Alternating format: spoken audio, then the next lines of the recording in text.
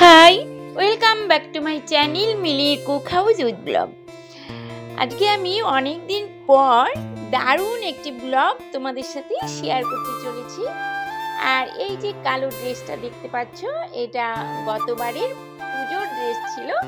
এটা পরে আজকে আমি তোমাদের সামনে এসেছি। কেমন লাগছে এই ড্রেসটা? আশা করছি ভালো লাগছে। আর ব্লগটাও কিন্তু দুর্দান্ত হতে চলেছে। তোমরা কিন্তু কেউ মিস করো না ব্লগটা দেখতে। আশা করছি তোমাদের খুব ভালো লাগবে।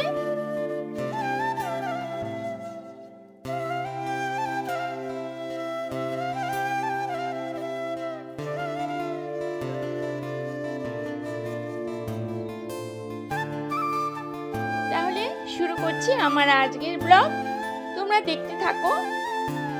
আমি আজকে সকালবেলায় বেরিয়েছিলাম একটু মর্নিং ওয়াকে। তো দেখতে পেলাম খুব সুন্দর একটা জায়গা, চলে এসেছি কিন্তু আমি সেই জায়গাটাতে। তোমরা দেখতে থাকো, ভীষণ ভালো লাগবে, মন জুড়িয়ে যাওয়া একটি প্লেস। এই দেখো বিশাল বড় একটা পুকুর, আর তার চারদিকে গাছে ভর্তি, খুব সুন্দর সুন্দর গাছ। আর দেখতে পাচ্ছ পাশে বিল্ডিং। আর এই পুকুরে দেখো ছোট ছোট বাচ্চারা স্নান করছে। তো আমাকে বলছিল, আন্টি তুমি ভিডিও করছো কেন? বললাম এমনি। বলে তাহলে ভালো করে তুলো, আরো ভালো করে তুলো। তো আমার ভীষণ ভালো লেগেছিল বলে আমি ওদের ভিডিও তুলে নিয়েছি। দেখতে পাচ্ছ কতটা সুন্দর জায়গাটা। তো এখানে আমি প্রায় সময়ই মর্নিং ওয়াকে আসি, খুব ভালো কিন্তু জায়গাটা। আর এই যে মাঠটা দেখতে পাচ্ছ, এখানে কিন্তু ওই বাচ্চারা ক্রিকেট শিখতে আসে, এখানে ক্রিকেট খেলা হয় এই মাঠটাতে। দেখো কত ছোট ছোট বাচ্চারা এখানে ক্রিকেট প্রশিক্ষণ নিচ্ছে। আর এই পুকুরটাতে না অনেক মাছ আছে, প্রচুর ধরনের, বিভিন্ন ধরনের, মানে অনেক মাছ হয়। আর খুব ভালো লাগে, সবাই এসে কিন্তু এখানে কিন্তু মাছকে খাবার দিয়ে যায়। আর এখানে দেখো দুজন বসে আছে।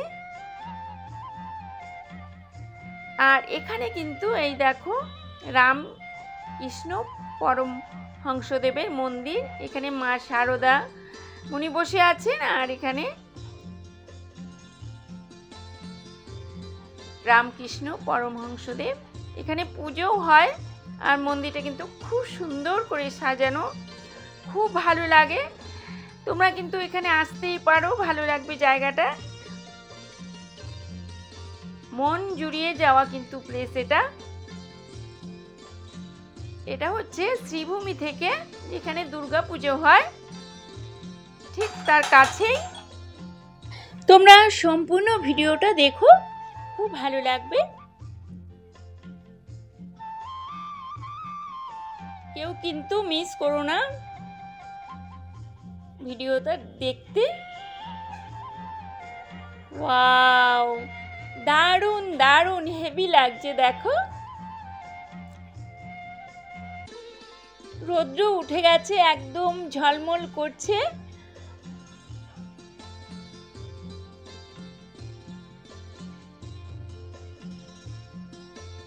এই দেখো রামকৃষ্ণ পরমহংসদেব,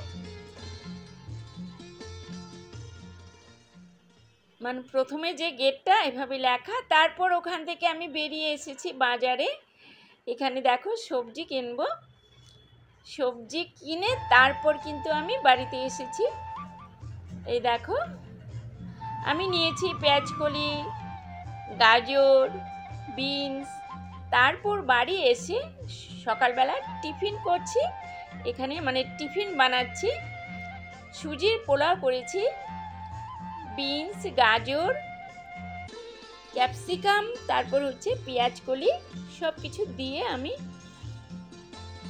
সুজির পোলাও করে সকালবেলায় সবাই মিলে ব্রেকফাস্ট করেছি। এই দেখো আমি ব্লগটার বেশি বাড়াবো না। তো কেমন লাগলো তারপর দেখো খাবার পালা। খেতেও কিন্তু ভীষণ ভালো হয়েছিল। সুজির পোলাও, বাদামও দিয়েছিলাম সাথে। তোমরা কিন্তু ঠিক এভাবে করে নিতেই পারো, ভীষণ ভালো লাগবে। তারপর সকালে ব্রেকফাস্ট করে দুপুরে রান্নার পালা। দুপুরে করেছিলাম ডাল ভাত, তারপর কাবলি ছোলা,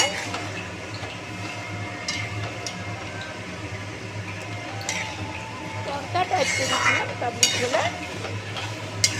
তো এই দিয়ে কিন্তু আজকের ব্লগটা আমি শেষ করছি। আশা করছি তোমাদের ভালো লেগেছে।